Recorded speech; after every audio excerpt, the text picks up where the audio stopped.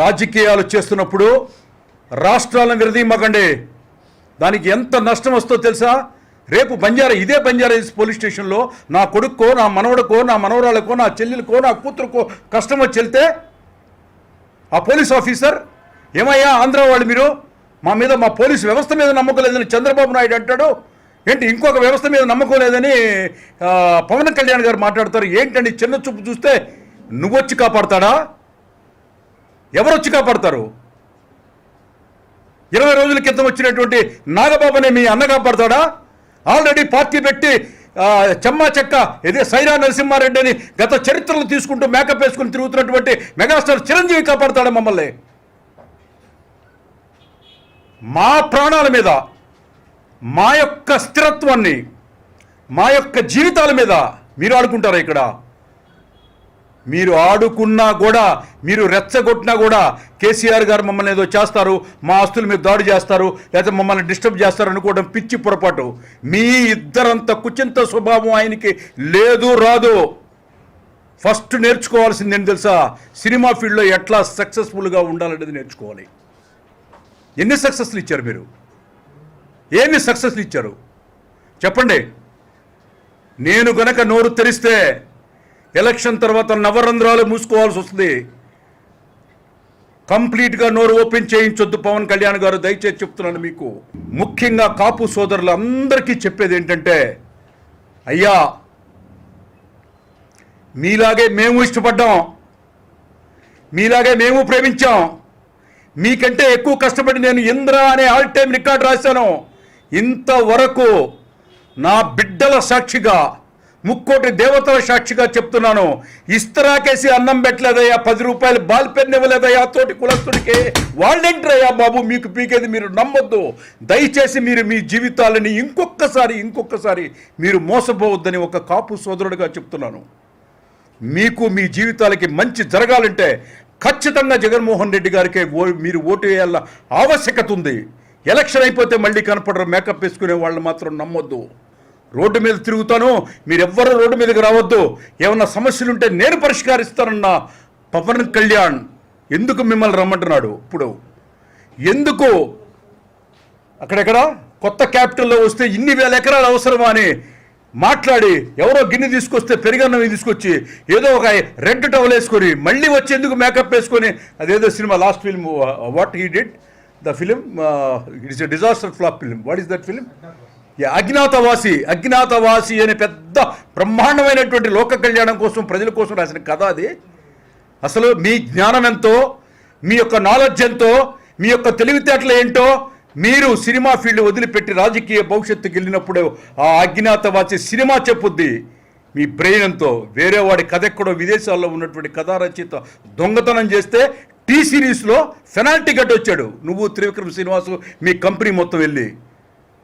నిన్న ఏదో పొద్దున్న టీవీ చూస్తుంటే అంటారు ఇంతమందిని తిప్పుకుంటాడు, చివరికి ఒక్కళ్ళకే ఇస్తాడు టికెట్ జగన్మోహన్ రెడ్డి గారని. మీరెంతమందికి ఇచ్చారండి? మీరు మీ అన్నయ్య గారు మీ ఉన్నటువంటి మెగా ఫిల్మ్లో హీరోలందరూ కలిసి ఎవరెవరికి ఇచ్చారండి నిర్మాతలకి? చెప్పండి. మీరు సొంత బ్యానర్లు పెట్టుకొని డబ్బులు కాకుండా, నిర్మాతగా వచ్చే రెవెన్యూ కాకుండా, కాపు కులస్తులు తీసే మన టికెట్ డబ్బులు మొత్తం మీరు దోచుకోలేదా? పద్మ విభూషణ్ వచ్చినటువంటి మెగాస్టార్ చిరంజీవి అన్నయ్యకి హృదయపూర్వక శుభాకాంక్షలు తెలియచేయటానికి ఈరోజు ఉదయం అన్నయ్యని కలవటం జరిగింది. ఈ భూమి మీద పుట్టినటువంటి అందరూ అని చెప్పను కానీ కొంతమంది ఎప్పుడోకప్పుడు ఎక్కడో చోట చిన్న తప్పు చేస్తారు, తప్పుగా మాట్లాడతారు అన్నది నగ్న సత్యం. దాదాపు 45 సంవత్సరాల వయసున్న నేనే నన్ను నమ్మి నాకు ఇంద్రా సినిమాని ఇచ్చినటువంటి చిరంజీవి గారిని ఒక బ్యాడ్ టైంలో ఇన్ఫ్లుయెన్స్డ్ బై ది సంబడి, పేర్లు చెప్పను, మాట్లాడటం వల్ల నా భార్య, నా బిడ్డలు, సమాజం, నా చెల్లెలు, నా బావ, నా మిత్రులు అందరూ కూడా నన్ను భయంకరంగా తిట్టారు. ఆ క్షణం నుంచి మీతో మాట్లాడే ఈ క్షణం వరకు కూడా నేను ఎంతో చాలా మదనపడ్డాను. క్షమాపణ ఎన్నోసార్లు భగవంతుడి ముందు, స్నేహితుల ముందు నాలో నేను అంతర్మదనం చెందాను. ఎప్పుడు అన్నయ్యని ఎదురుపట్టడం జరగలేదు. పద్మభూషణ్, పద్మవిభూషణ్ అవార్డు ఇప్పుడు మళ్ళీ రావటం, కలవటానికి ఈరోజు మార్నింగ్ వెళితే అన్నయ్య రిసీవ్ చేసుకున్న విధానం,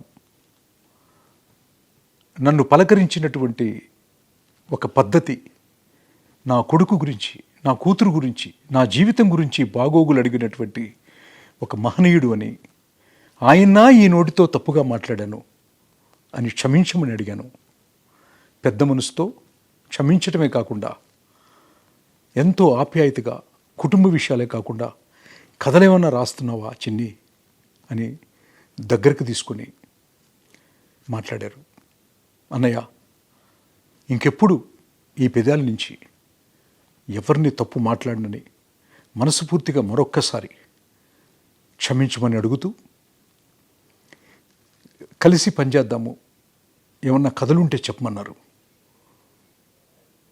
ఈసారి మీతో చేయబోయేది, మీకు రాయబోయేది ఈ భారతదేశం గుర్తుపెట్టుకోవాలని, మీకింకా ఎన్నో అవార్డులు భారత ప్రభుత్వం నుంచి మీరు తీసుకోవాలని మనస్ఫూర్తిగా కోరుకుంటున్నాను అన్నయ్య.